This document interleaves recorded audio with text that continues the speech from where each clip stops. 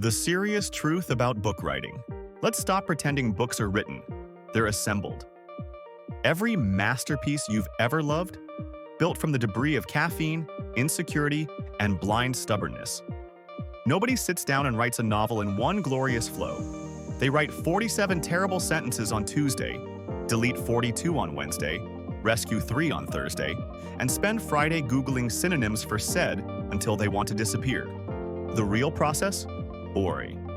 Nobody admits we have all been there. You end up word vomiting at 3 a.m., fueled by spite and Red Bull. 6 months later, you dig through it, find one decent paragraph, and call it an archaeological discovery.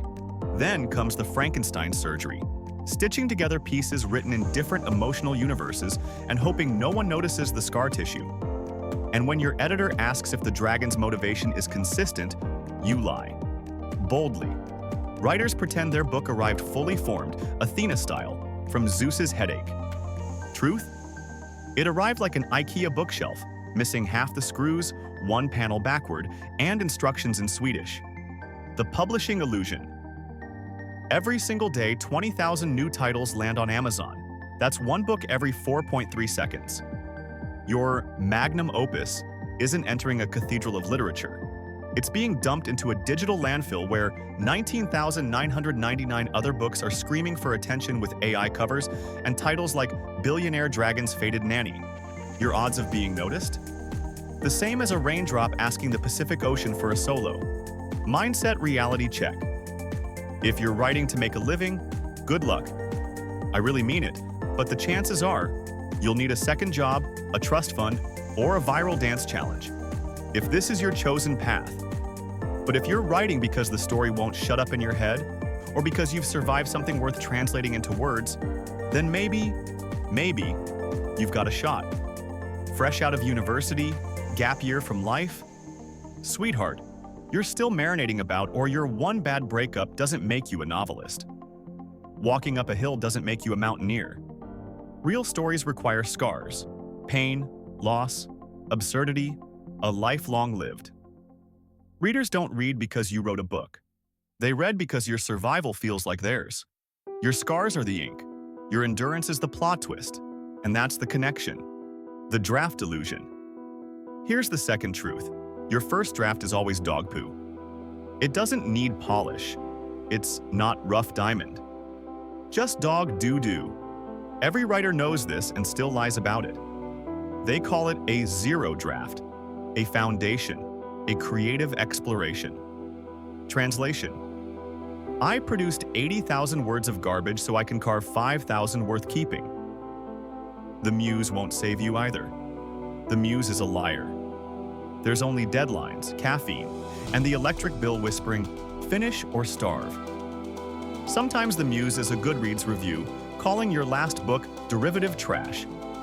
That review is your fuel now. Never feeling ready. You will never feel ready. You'll rewrite chapter 1 until your protagonist has 17 hair colors and 4 existential crises. You'll hit publish convinced it's trash. You'll be right.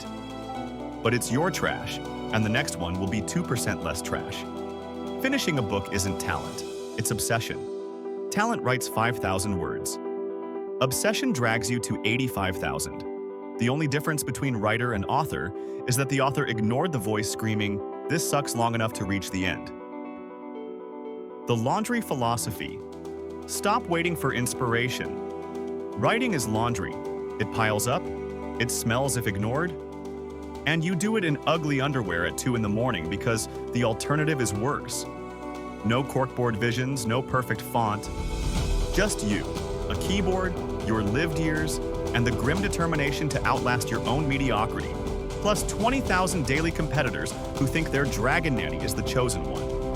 So go write 3 awful pages. Tomorrow, delete 2. Keep the one that doesn't make you cringe. Repeat for 18 months. Congratulations.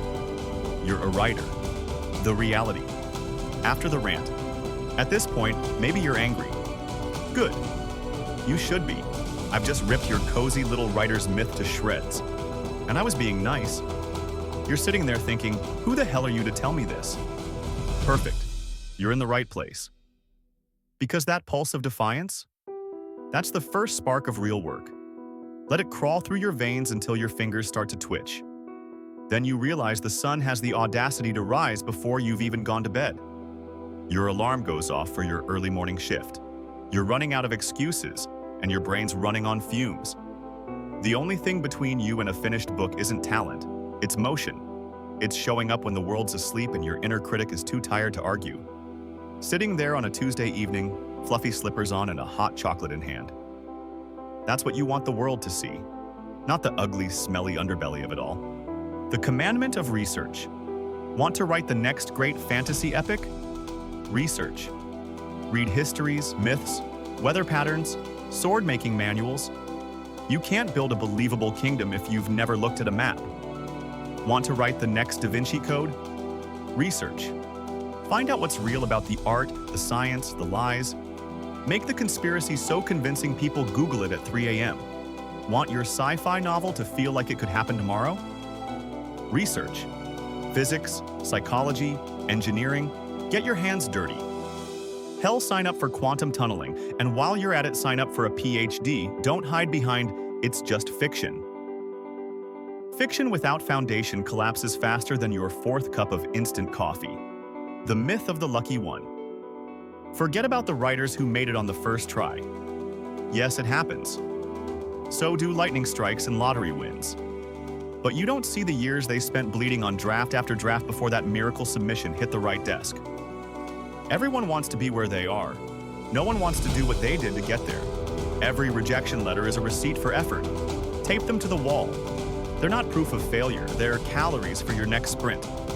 Rejection is fuel. It burns clean and it lasts longer than praise. Feed it to the fire. The final truth right. Because you have to. Not because you want to. Not because you've got a degree, a certificate, or a shelf full of self-help books that whisper, you can do it. Write because the story won't shut up. Because it claws at your ribs, kicks the inside of your chest, and refuses to die quietly. If the words don't keep you awake, you're not ready. If silence feels peaceful, you haven't suffered enough to translate it yet. Writing isn't therapy, it's exorcism. It's dragging out every ghost you swore you buried. One typo, one sentence, one sleepless night at a time. And when you finally finish, when the last sentence lands and the world goes still, you'll stare at it like a survivor drifting on an upturned coffin, unsure whether to smile or cry, or if you even have the strength left to feel anything at all. That's the moment you'll understand why so many quit. Because finishing doesn't feel like victory. It feels like survival, like a mountaineer reaching the summit, expecting a band and fireworks, and finding only silence. Just you, alone, breathing thin air at the top of your own impossible mountain, the scarred oath. You'll never be ready, you'll never think it's good enough. You'll keep deleting, doubting, and drinking coffee, or whatever passes for it, that tastes like regret. But if you keep going, line after miserable line, you'll wake up one day holding proof that you existed. A footprint in the sand that refuses to wash away. A voice that refused to shut up. A book on a shelf you can point to and say, that's me. That's the secret no one posts on Instagram. Persistence looks nothing like genius. It's ugly, it's restless. It's the sound of you choosing the work again and again and again. So with the rant over, thank you for making it this far, and please like, share. And if you'd like to be part of something bigger, be part of my book funding campaign. Follow the link and I will see you on the other side.